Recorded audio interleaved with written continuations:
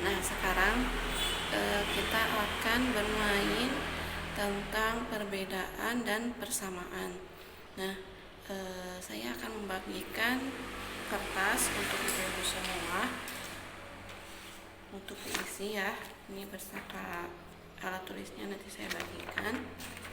Ini buat ibu ini untuk ibu yang sebelah sini, ini untuk Bu Nelly, ini untuk Ibu Aci. Nah, udah ya, semuanya udah kebagian kertasnya. Nah, permainannya adalah nanti setelah saya membacakan pertanyaan, nanti ibu tulis jawabannya di kertas tersebut. Kemudian setelah itu nanti ibu bapak mencari berkeliling ke semua peserta untuk mencari jawaban yang sama atau yang berbeda. Kalau yang sama maka berkumpul jawabannya yang sama semua kumpul. Nah, kalau yang berbeda nanti dia akan memisahkan diri sendiri karena tidak ada temannya yang sama. Oke. Nah, pertanyaannya, sebutkan makanan kesukaan ibu-ibu. Silahkan tulis sekarang. Saya beri waktu 1 menit. Ya, silahkan ibu-ibu tulis di kertas yang tadi saya sudah bagikan. Di situ silahkan tulis, jangan sampai teman sebelahnya atau yang lainnya tahu ya jawaban ibu-ibu. Oke, sudah? Iya. Kalau sudah, sekarang ibu-ibu dan bapak-bapak semua berkeliling mencari jawaban yang sama dengan yang ibu tulis di kertas tersebut. Nah, nanti ketika ibu menemukan yang sama, silahkan memisahkan diri, kemudian berkumpul dengan jawaban yang sama tersebut. Oke, mengerti? Paham? Oke, silahkan berkeliling dengan mencari jawaban yang sama.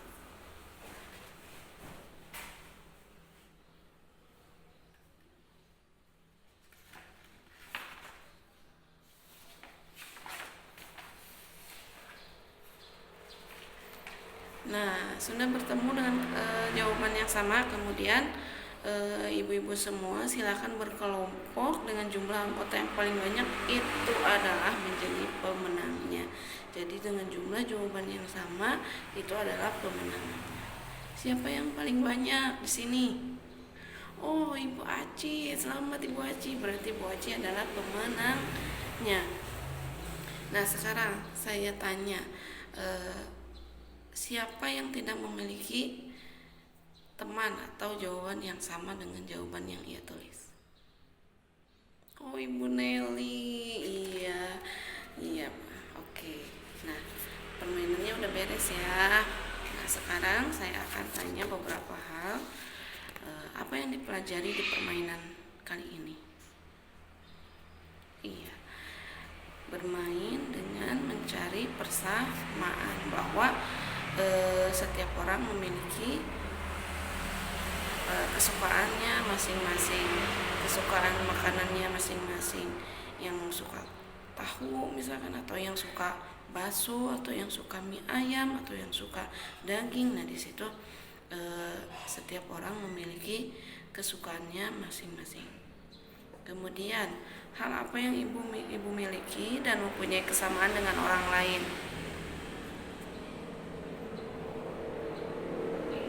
Nah, di sini, oke, ibu-ibu memiliki kesamaan dengan orang lain tidak?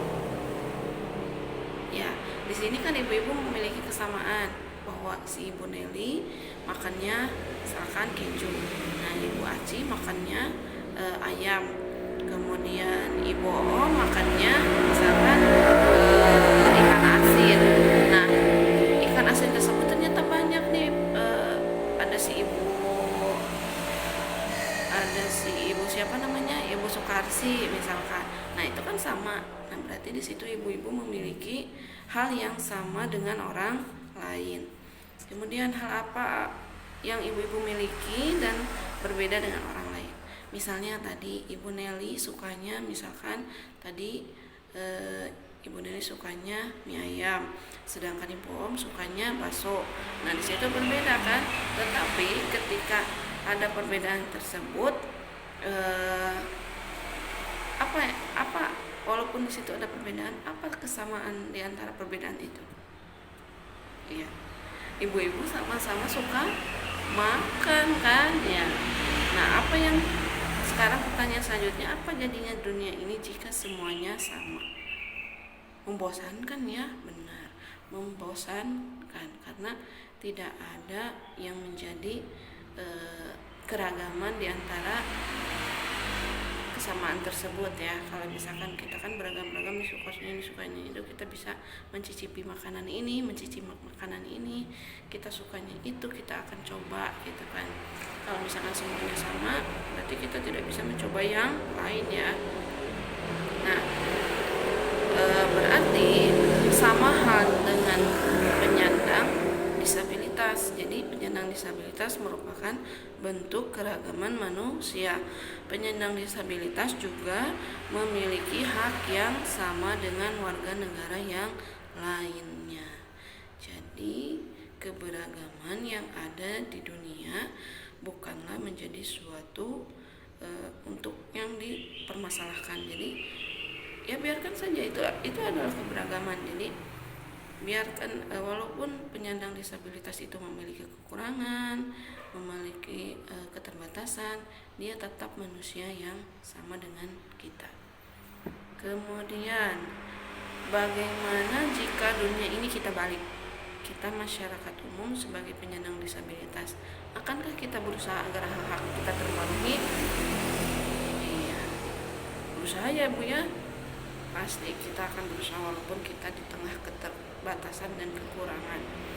Kemudian apa saja yang berhak didapatkan oleh penyandang disabilitas dalam kehidupan sehari-hari?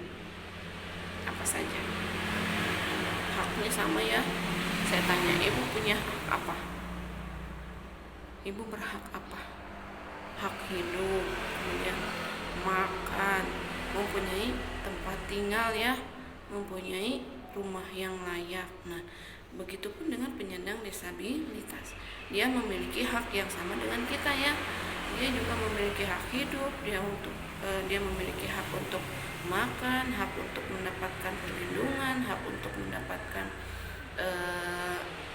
tumbuh kembang yang baik. Nah, di situ dia memiliki hak yang sama dengan kita. Nah, kita akan bermain yang kedua, permainan yang kedua. Nah, saya nanti akan membacakan beberapa pertanyaan yang nanti apabila saya jawab apabila saya menyebutkan pertanyaannya, ibu-ibu tinggal jawab. Apabila salah, maka tangannya begini. Apabila benar, maka ibu-ibu tinggal jawab, tinggal tunjukkan tangannya seperti ini. Oke, mengerti ya? Nah, saya akan jawab. Saya akan berikan pertanyaannya. Yang pertama, anak disabilitas tidak perlu sekolah karena akan kesulitan ketika belajar di sekolah. Benar atau salah? Oke, salah ya. Oke, kenapa salah? Karena walaupun dia memiliki kesulitan dalam belajar, tetap dia bukan berarti dia tidak mampu. Dia hanya mengalami kesulitan belajar. Nah, nanti di sana bisa disekolahkan di sekolah luar biasa. Nah, di situ akan diberikan perhatian secara khusus ya. Kemudian penyandang disabilitas harus cukup gizinya, betul apa salah? Oke, betul ya. Nah, di sini ibu-ibu harus cukup gizi tidak makannya? 4 sehat 5 sempurna ya. Nah, sama dengan penyandang disabilitas. Penyandang disabilitas juga dia harus makan makanan yang bergizi. tidak hanya ibu saja, tidak hanya bapak saja yang makan makanan bergizi, penyandang disabilitas juga berhak untuk mendapatkan makanan yang bergizi. Kemudian yang ketiga, anak tunanetra tidak akan bisa membaca, jadi tidak perlu disekolahkan. Benar atau salah? Iya, salah ya ibu-ibu. Kenapa?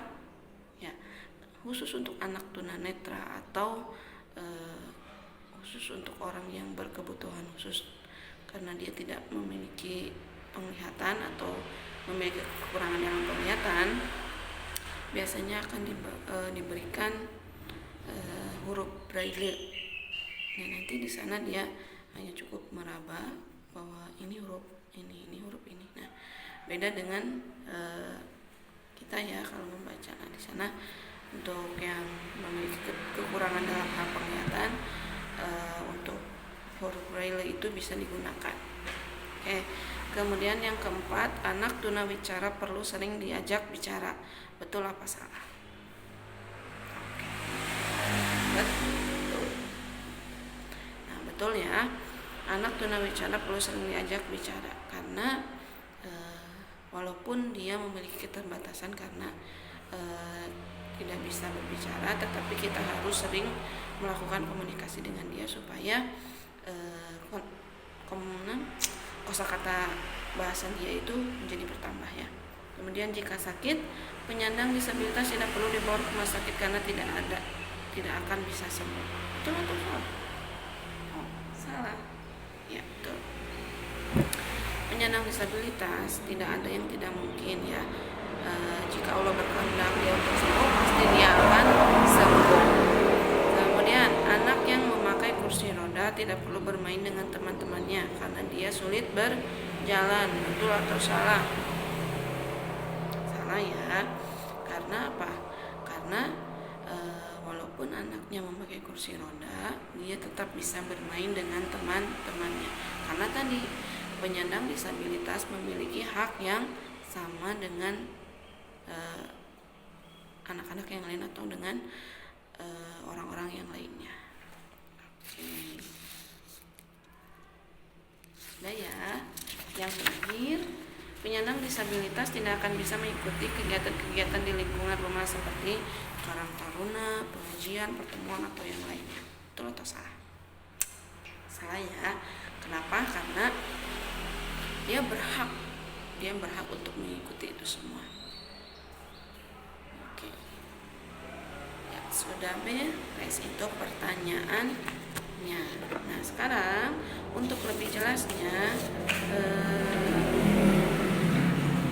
kita akan lihat flip chart 2. Kita akan lihat flip chart 2.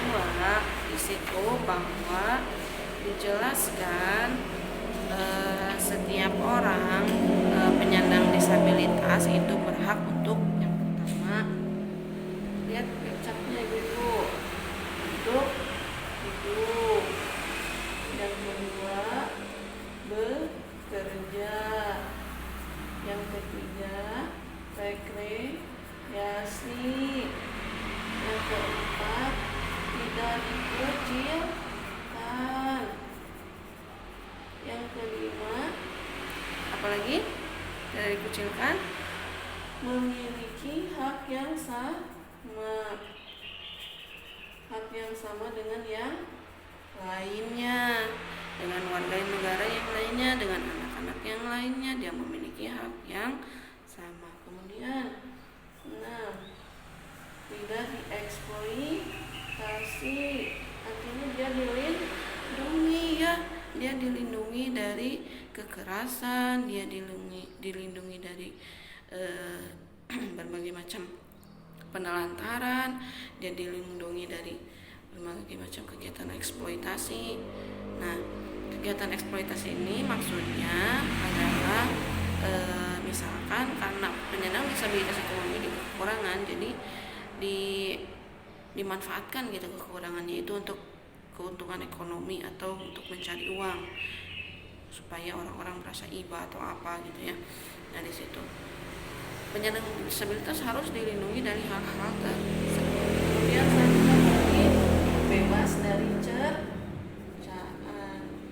Ibu-ibu kalau kalau misalkan tidak bisa melihat flip chart yang ada di sini, kita bisa buka buku pintarnya di halaman 5 ya. Oke, nah itu adalah beberapa hak penyandang disabilitas. Nah, sekarang saya akan tanya, apakah di sekitar ibu-ibu terdapat penyandang disabilitas? Ada? Oh ya, ada. Coba Ibu Om, ada tidak di sini di sekitar ibu ada penyandang disabilitas? Penyandang disabilitasnya ringan atau berat? Oh, jadi penyandang disabilitas berat ya, dia tidak bisa melakukan apa-apa ya, dia hanya terbaring di tempat tidurnya. Oke. Kemudian bagaimana kondisi mereka? Oke. Dia hanya bisa tidur, kemudian makan disuapin, mandi dimandikan ya. Oke. Bagaimana perlakuan keluarga terhadap mereka? Alhamdulillah tuh ya, keluarganya mau mengurus dengan baik, mau menjaga, mau memberikan yang terbaik untuk penyandang disabilitas tersebut. Kemudian perlakuan masyarakat seperti apa? Nah, ibu sebagai tetangga kepada penyandang disabilitas itu seperti apa? Oke, ya, kita bantu semampu kita. Kalau misalkan kita mau memberikan makanan, berikan. Apabila kita mau membantu dengan uang, berikan. Nah, itu adalah keadaan-keadaan yang memang ada di sekitar kita ya. Jadi banyak orang yang memiliki kekurangan. Nah, kekurangan tersebut jangan dijadikan bahwa dia itu memiliki keterbatasan, jadi dengan kumpul dengan kita itu tidak cocok, tidak klop misalkan gitu. Jadi ibu-ibu tidak boleh seperti itu.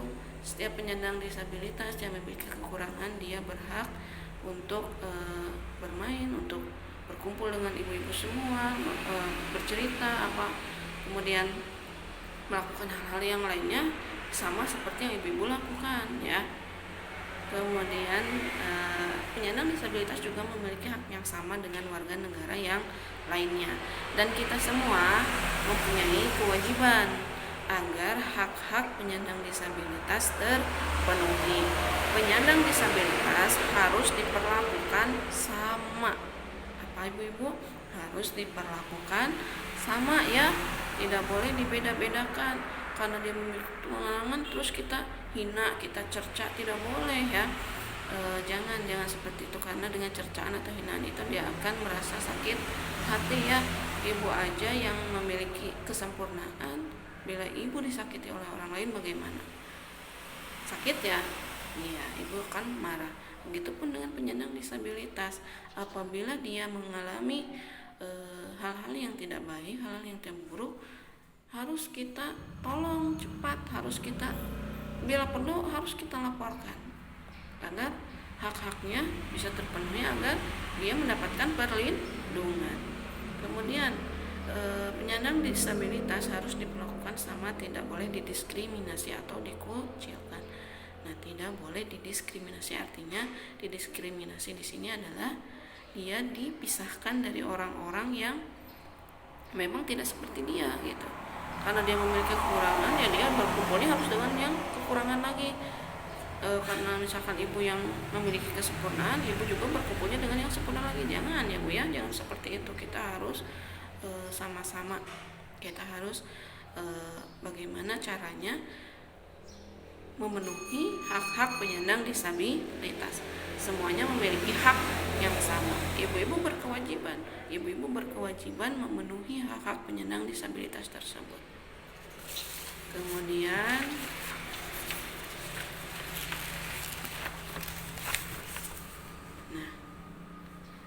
saya tekankan lagi bahwa di sini ibu-ibu semua, bapak-bapak semua, keluarga baik masyarakat ataupun keluarga yang penyandang disabilitas itu berkewajiban agar hak-hak penyandang disabilitas itu terpenuhi. Tadi hak-haknya apa saja? Hak hidup, kemudian hak untuk bermain, hak untuk bekerja, kemudian tidak dikucilkan, kemudian mendapatkan perlindungan, tidak dieksploitasi, tidak dilakukan kekerasan ataupun penelantaran. Nah, semua itu adalah hak-hak penyandang disabilitas, dan itu hak yang sama yang ada atau yang ingin dimiliki, atau yang hak-hak yang ingin dipenuhi oleh ibu-ibu semua kan. Ya, ibu-ibu juga berhak untuk hidup kan, berhak untuk bekerja, berhak untuk mendapatkan perlindungan semuanya. Nah, ibu-ibu juga berhak seperti itu. Begitu pun dengan penyandang disabilitas, memiliki hak yang sama, memiliki keinginan yang sama. Jangan didiskriminasi dan jangan dikucilkan atau jangan dijauhi, jangan dihina, jangan dicerca. Semuanya di mata Allah sama, semuanya di mata Allah itu memiliki kelebihan walaupun dia memiliki kekurangan. Walaupun ibu merasa bahwa ibu sempurna, ibu tetap memiliki kekurangan, bukan? Ya, pasti. Karena kekurangan itu tidak ibu sadari, mungkin bisa saja ibu menghina atau merasa bahwa ibu paling sempurna dan ibu bisa seenaknya mencerca penyandang disabilitas. Tidak, setiap orang memiliki kekurangan dan kelebihannya masing-masing. Walaupun penyandang disabilitas memiliki kekurangan, tidak menutup kemungkinan dia memiliki kelebihan di kekurangannya tersebut. Banyak penyandang disabilitas yang memiliki kesuksesan di luar, memiliki minat dan bakat yang sangat luar biasa. Jadi itu tidak bisa disebut sebagai kekurangan, itu tidak bisa disebut sebagai kekurangan yang harus kita jauhi ya. Jadi apapun itu kekurangannya, di balik itu semua pasti ada kelebihan.